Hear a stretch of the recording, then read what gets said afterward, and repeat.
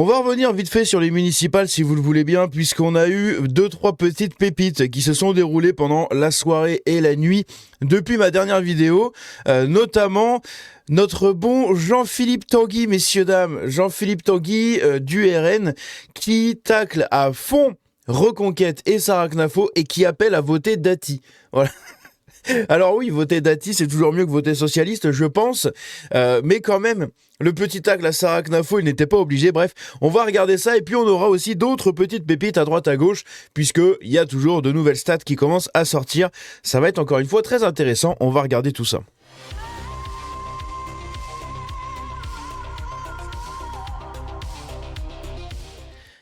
Alors, ici, ce qu'il faut le dire, c'est que, comme d'habitude, les insoumis n'ont aucun mal à se mobiliser quand le besoin se fait ressentir. Voilà. Puisque ici, ce que vous voyez, ce sont des foules de supporters de Delogu à Marseille qui ont campé en fait toute la nuit devant les locaux de Benoît Payan. Benoît Payan qui est à égalité ils sont à quelques 0 et quelques pourcents l'un de l'autre avec Franck Alizio du RN. Le RN est à ça de prendre Marseille. Et Payan a refusé de serrer la main à LFI et de faire une alliance. Parce que visiblement, il n'en a pas beaucoup besoin en réalité de LFI, puisque oui, s'il signe une alliance avec LFI, que tous les gens de LFI votent pour Payan, peut-être que Payan regagne sa mairie, mais à côté de ça, il aura fait un pacte avec le diable, parce que même à gauche, même tous ceux qui font des pactes avec LFI savent qu'ils font des pactes avec le diable, d'accord. Et le problème, c'est que Benoît Payan, comme il est à égalité avec Franck Alizio, il s'en fout en fait, il va mettre les bouchées doubles sur sa campagne et il ne veut pas, comme je l'ai dit, faire d'alliance avec LFI. Donc, vous avez tous les soutiens de Delogu qui se sont rassemblés devant les locaux de Benoît Payan pour demander une fusion des listes. Ils n'ont que ça à foutre, d'accord ? C'était en pleine soirée. En pleine soirée, un lundi soir. Quand on vous dit que ce sont des branle-couilles et que la plupart sont des putains d'esclaves du système ou des gens qui dépendent du système, et donc qui ne travaillent pas, qui n'ont pas de famille, qui n'ont rien. Donc eux, ils peuvent en fait passer 3-4 heures en pleine soirée, un lundi soir, à aller faire les cas sociaux devant les locaux d'un politicien pour lui demander de faire alliance avec notre parti. Et quand on regarde, c'est quoi ? C'est des boomers. Et là, vous allez me dire, oui, mais tous les boomers sont pas pareils. Vous avez compris ce que je dis. Les boomers qui me disent ça en commentaire, arrêtez de me le dire. Vous savez très bien que je vous mets pas dans le même lot. Voilà. Au secours. Mais là, ce sont des boomers qui votent à gauche, d'accord, et qui continuent de voter à gauche, des islamophiles, si on peut parler de ça comme ça, parce que bon, à Marseille, pour défendre Delogu, il faut vraiment avoir besoin de sucer le communautarisme de LFI. Et de l'autre côté, ce sont des étudiants et des pulapis, voilà. Donc globalement, tu as quelques gens de cité et encore, eux, ils bossent un minimum. Donc c'est très compliqué pour eux de se déplacer. Et puis c'est loin. Là, c'est dans le centre de Marseille et tout. Ils ont la flemme. Donc non, tu assistes à un bal des boomers, des étudiants et des pulapis, voilà, des punks à chiens. Et ils sont tous là à camper devant. Bref, j'ai trouvé ça franchement incroyable. Ça a duré toute la soirée, peut-être même toute la nuit. C'est vraiment des cas sociaux. Ils n'ont que ça à faire. Bref, donc ça c'est une des premières grosses nouvelles. Là, on a une autre vidéo un peu plus longue où on voit un peu mieux tous les gens qui sont devant. Vous pouvez voir que ce sont vraiment de franchement bons éléments, d'accord, pour la France. Voilà, c'est ces gens-là qui détestent la France, qui veulent la voir couler. Au secours, au secours. Et ce sont ces gens-là qui votent en fait. Parce que le problème, c'est que la plupart des gens qui votent, qui ont voté du coup, ce sont des gens qui veulent, qui veulent flinguer le pays, j'ai l'impression. Puisque tous ceux qui aiment la France et qui sont politisés à droite, etc., qui ont vraiment envie de défendre la droite, au final ne sont même pas allés voter. C'est-à-dire que même moi, dans un village avec 2 listes, il y a eu quand même très peu de gens qui se sont déplacés. C'est quand même assez triste. Et ça, c'est pour aussi toutes les villes, en fait. Toutes les villes, que ce soit pour la campagne, quand t'as qu'une liste sans étiquette, bon, oui, là, je comprends qu'on vote pas, t'en as rien à foutre. De toute façon, peut y avoir un clampin qui vote pour le mec, il est élu. Mais, à côté de ça, quand il y a des villes déjà avec 2-3 listes, voire plus, je trouve ça dommage, en fait, que personne se déplace, ne serait-ce que pour voter pour un divers droite ou un truc un peu comme ça. Et en fait, on se rend compte que personne ne vote, quoi. Genre, personne ne vote. C'est assez triste. Mais eux, voilà, tous les étudiants, les pulapis et les cassos votent. Et c'est eux qui vont flinguer le pays, en fait. C'est incroyable. Ici, vous avez les coupables du massacre de la France. Voilà, malheureusement. Bref, dites-moi ce que vous en pensez de tout ça. À côté de ça, on a ici le Twitcher Media Live. Je connais absolument pas cette personne. 500 000 abonnés apparemment sur Twitch. Ok. Et lui, il a dit, j'ai voté pour la liste qui avait le plus d'arabes et de noirs. Donc vous voyez, finalement, la stratégie de LFI fonctionne sur les jeunes des communautés comme ça, puisque vous avez leurs idoles streamers qui votent pour les partis politiques. Eux, ils disent ouvertement qu'ils ont voté pour, par exemple, LFI ou peu importe. Et du coup, vu que ce sont les mêmes gens issus des mêmes communautés qui regardent ces créateurs de contenu-là, eh bien, eux votent aussi derrière s'ils sont en âge de voter. Ou alors, ils influencent leurs parents et tout. En disant, ah mais maman, tu sais que tu peux voter pour lui, regarde, lui, il aime bien les Arabes, machin, enfin... Franchement, mais c'est terrifiant, quoi. C'est terrifiant, et il faut croire que la liste, enfin la stratégie des listes LFI fonctionne à merveille, puisque on va le voir avec une stat très intéressante au niveau de Saint-Denis. En fait, à Saint-Denis, ceux qui ont élu le nouveau maire Bali Bagayoko, eh bien, en fait, ils ne sont que 13 000 sur une ville de 150 000 habitants, et ça a suffi à le faire élire. Donc vous avez un mec qui a été élu qui ne représente même pas 10% de la ville. C'est magnifique.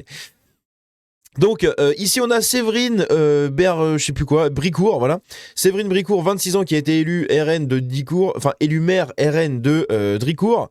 Comment dire, Brian Mason, ou... Oui non c'est ça, c'est Brian Mason, je sais plus si c'était l'inverse ou pas. 30 ans, élu maire RN de Cagnes-sur-Mer. Et on a Yann Traiteur, 19 ans, qui a été élu maire RN de Nomexy. Et encore une fois, ça fait plaisir d'avoir des jeunes maires comme ça.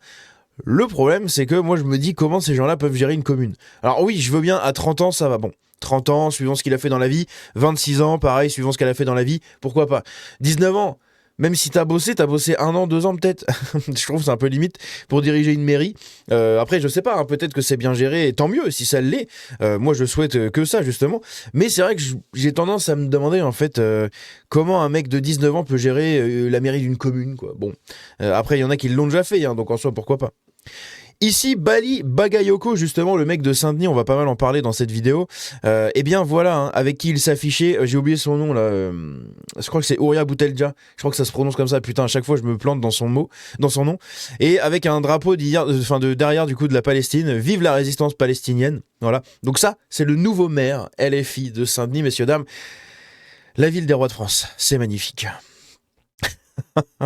Les héritiers de Charles Martel, qui sont en train d'épuiser leur repos bien mérité après des vies magnifiques, se font diriger maintenant au niveau de leur territoire de Saint-Denis, se font diriger par un musulman noir. Il n'y a rien qui va, bordel de merde. Oh la vache, putain, mais la France, mais s'il vous plaît, bordel de merde, est-ce qu'on peut relever la France? Putain... Municipal, les scores du RN baissent au fur et à mesure que la taille des communes augmente. Bah oui, parce que plus la taille des communes augmente, plus tu as de l'immigration dans ces communes. Donc plus tu as des gens qui se font instrumentaliser pour ne pas voter contre le RN. Et plus tu augmentes dans cette taille, plus tu arrives dans les grandes villes, et donc les bobos. Et les bobos citadins ne votent pas pour le RN. Et donc ici, on a pour les villes de 1000 à 3000 habitants, ils sont à 30%, donc une personne sur 3 vote pour eux, c'est pas mal quand même. Quand on passe tout de suite de 3 à 5000, là ça commence à diminuer pas mal, de 5 à 10 000 pareil, et à la fin on arrive à plus de 100 000 habitants, ils font environ 14% en moyenne. C'est quand même assez triste, malheureusement. Mais c'est quelque chose qui est tout à fait normal, on va dire, c'est mécanique, hein. C'est assez normal. Ici, on a 2-3 autres bricoles, justement, avant de voir le clip de Jean-Philippe Tanguy qui tacle Sarah Knafo. On a Charles Hitler, le maire sortant, et Monsieur Zelensky qui s'affrontent pour les municipales à Arcis-sur-Aube. Je vous en ai déjà parlé, c'est une vérité. Et voici Monsieur Hitler. Charles Hitler, si jamais vous voulez aller vivre là-bas, n'hésitez pas. Mais voilà, hein, ce cher monsieur ici, c'est quelque chose quand même d'assez rigolo. Et il y a des mecs qui... On peut dire, j'ai voté le H. Moi, ça me fume. Hein. Donc, il y aura peut-être l'accord germano-soviétique entre Hitler et Zelensky. Peut-être, on n'en sait rien. Mais bordel, qu'est-ce que c'est que ça? Putain, lui, il a dû prendre tarif avec son nom. Soit il a pris tarif, soit les gens ont toujours rigolé parce que putain, c'est quand même assez... C'est quand même assez comique, quoi. Et puis, il y a vraiment juste un T en plus, quoi. C'est vraiment, c'est pas genre avec une écriture différente, c'est juste un T en plus, quoi. C'est franchement assez drôle. Ici, on a une Marseillaise qui assume face caméra, pardon, voter pour le RN à Marseille. Et en fait, apparemment, elle se fait moquer un peu sur les réseaux, puisque dans la vidéo, de toute façon, je vais vous la mettre, vous allez voir, mais... Eh bien, déjà, pour changer un petit peu, on n'a jamais eu le RN à Marseille. On va essayer. La France, on t'emmerde, la France ci, la France là. Mais alors, qu'est-ce que vous faites là? Rentrez chez vous. Partez chez vous. Qu'est-ce que vous venez emmerder ici? Bonjour, ça va? Ça va l'école, ça va Mohamed? Ah, le ça va Mohamed, il est incroyable. Ça va Mohamed? Putain, on se croirait dans un sketch des inconnus, c'est incroyable. Au secours. Ici, on a Juliette Briance, je crois que c'est chez Valeurs Actuelles, elle. Ah non, c'est l'Incorrect. L'Incorrect, voilà. Elle bosse chez l'Incorrect. Et donc, elle nous dit, en réalité, le nouveau maire insoumis de Saint-Denis n'a été élu qu'avec 13 500 voix dans une ville de 150 000 habitants quand même. Dans ces enclaves communautarisées, les habitants votent si peu qu'LFI n'a qu'à mobiliser une poignée de militants pour l'emporter. Et justement, vous le voyez ici, si on le voit sur la vidéo, ou sur la photo, 13 506 voix. Et ça lui a suffi pour faire 50%. C'est quand même assez énorme. Il a suffi de 2-3 cités pour que, paf, le mec arrive en tête de la mairie. C'est quand même un truc de dingue. C'est terrifiant. C'est terrifiant pour les années à venir. Après, comme je l'ai dit, moi je pense que LFI n'a aucune chance de gagner quand même. On se tapera peut-être un nouveau Macron, un nouveau truc, on sait jamais, ou un socialiste. Mais LFI n'arrivera jamais à la présidentielle, c'est impossible. Là, sur les municipales, avec tout le taf qu'ils ont abattu, etc., ils ont eu 3 villes. Et les 3 villes, c'était des villes où, de base, on pouvait être certain qu'ils allaient les gagner. D'accord? Saint-Denis, Roubaix, Lille. C'était quasi sûr, en fait. Il y a juste Lille, où c'est vrai qu'on se serait dit peut-être plus écolo-socialiste. Mais non, les filles arrivent vachement en tête. Ils vont peut-être avoir Toulouse. Pareil, Toulouse, c'est une ville d'ultra-gauchistes, donc en soi, c'est pas très étonnant. Et puis Roubaix, Roubaix... Est-ce que quelqu'un d'autre que LFI avait une chance de gagner là-bas? Je pense pas, hein. Donc clairement, c'est pas très très choquant, mais bref. Ici, on a un discours de Bali Bagayoko, donc le maire de Saint-Denis, et voici ce qu'il nous avait dit dans son discours. Il veut tout mettre gratuit. Qui va payer à votre avis? Eh oui, c'est nous autres. Eh oui, c'est intéressant, regardez. Nous mettrons bien sûr en place ce bouquet pouvoir d'achat, notre bouquet pouvoir d'achat qui permet bien sûr de soulager les familles avec le kit d'entrée scolaire gratuit, le pass vélo gratuit pour les élémentaires, collégiens et bien sûr les lycéens, la création d'une mutuelle municipale, création bien sûr d'un statut parent solo et un vélo pour tous les collégiens de 3e. L'ensemble de ces moyens-là permettront de soulager les familles. Et n'en déplaise bien sûr à Mathieu Hanotin et son équipe, nous lancerons bien sûr un audit complet sur la fusion, mais sur l'ensemble des moyens financiers qui ont été dépensés, parfois de manière totalement absurde. Demain... En gros, si ça va pas dans leur poche pour faire des trucs gratuits, c'est dépenser de manière absurde. Je souhaite, avec mon équipe, d'abord incarner un maire totalement différent. Un maire d'abord de gauche. Magnifique. Un maire à la fois accessible et à l'écoute. Et même là-dedans, hein, même à Saint-Denis, regardez qui a voté pour lui.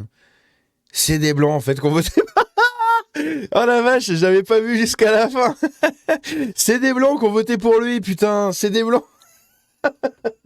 C'est-à-dire que même en bossant sur leur électorat, dans les cités et tout, c'est des putains de blancs qui ont voté pour lui. Oh la vache. Ah putain, incroyable. Regardez ça. Même à Saint-Denis, c'est les blancs qui se mettent des coups de cutter, tu sais. Oh la vache, c'est incroyable. Un maire à la fois accessible et à l'écoute, qui rendra compte avec son équipe et publiera ses frais. Et au passage, proposera y compris la baisse de ses frais. Le maire que je serai, bien sûr, ne tolérera aucun propos raciste ou diffamatoire. C'est important. Ce maire-là ne se promènera jamais avec un gilet pare-balles. Bah évidemment. Et le 15 mars, comme le disent la jeunesse, nous pouvons mettre un coup KO avec notre bulletin de vote. Et maintenant, mes amis... Et il l'a mis, le un coup KO. Il l'a mis, eh oui. puisque en un tour, il a été élu. Mais voilà, 13 500 voix, dont une bonne partie, je pense, qui viennent du vote communautarisé. Mais de l'autre côté, ce sont des gens comme ici, hein. C'est-à-dire beaucoup de blancs. Beaucoup de blancs qui ont voté pour lui, quoi. Voilà, quelques descendants un peu de l'immigration, etc.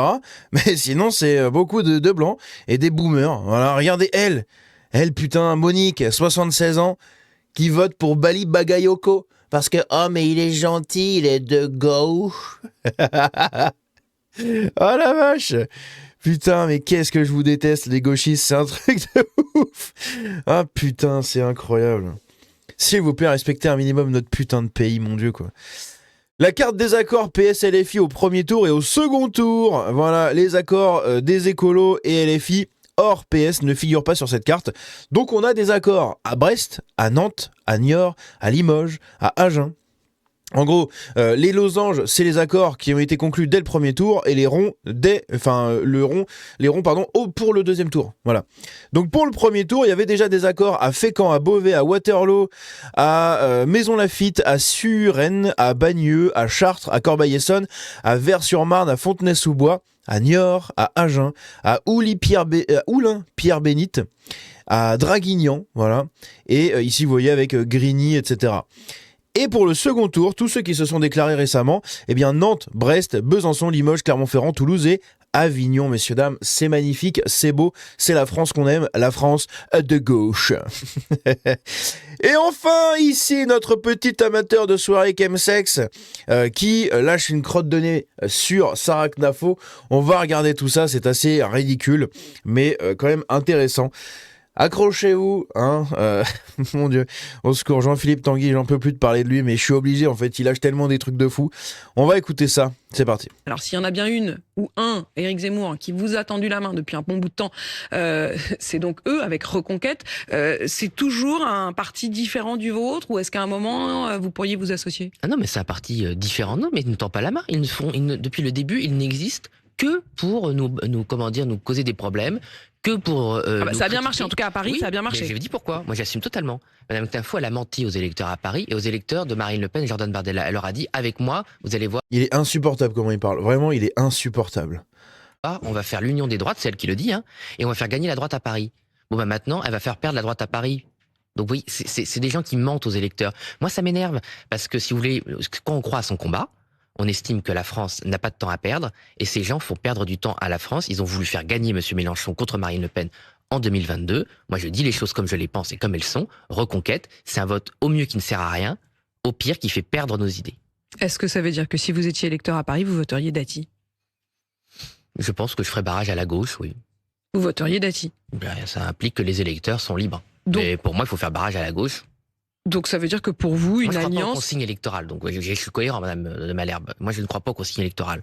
Mais moi, je ferai barrage à cette gauche à Paris, qui a ruiné Paris, qui a rendu notre capitale un enfer sécuritaire, où le deal à ciel ouvert dans beaucoup de quartiers. Vous baladez dans Paris, vous traversez des nuages de cannabis. Voilà, ça c'est la ville aujourd'hui. Ah ben moi, j'arrive à Gare du Nord tous les jours, madame de Malherbe.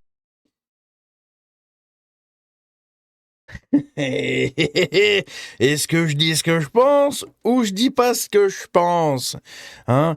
Comment? Chemsex ou cannabis, le choix est difficile. Malherbe. Excusez-moi, tous les jours, ou presque, je prends le TER, j'arrive à Gare du Nord, je me balade à pied, j'assume la ville, j'assume la vie réelle. Vous baladez dans le Gare du Nord et dans des quartiers 18e jusqu'au 8e, c'est des nuages de cannabis. Et vous auriez donc voté... Y compris devant des gamins. Voilà. Et donc vous... Jean-Philippe Tanguy, hein, ce bon vieux Jean-Philippe Tanguy, mon Dieu. Bref, dites-moi ce que vous en pensez de tout ça dans les commentaires. C'est assez lunaire, hein, c'est vraiment assez lunaire. Je sais pas en fait. Je sais pas ce qu'il faut faire avec ces gens. Est-ce qu'il faut les réveiller, les prendre, les secouer? Réveille-toi. Est-ce qu'il faut leur mettre un coup de pied au cul pour qu'ils se bougent? Je sais pas en fait. Je sais pas. C'est de la politique molle. Jean-Philippe Tanguy représente extrêmement bien ça. Cette politique mollassonne et profondément chiante en fait, littéralement. Bref, ce mec-là se fait critiquer de partout sur les réseaux et c'est toujours celui qui est invité parce qu'évidemment il est porte-parole, donc il est toujours invité porte-parole ou président du groupe à l'Assemblée nationale, enfin je sais plus, mais bref, il est dans les hautes strates du RN, et du coup on l'entend partout, mon Dieu, il y en a pas beaucoup qui le soutiennent, et pourtant il est toujours là. C'est quand même un peu chiant. Bref, dites-moi ce que vous en pensez dans les commentaires, on se dit à très bientôt, ciao.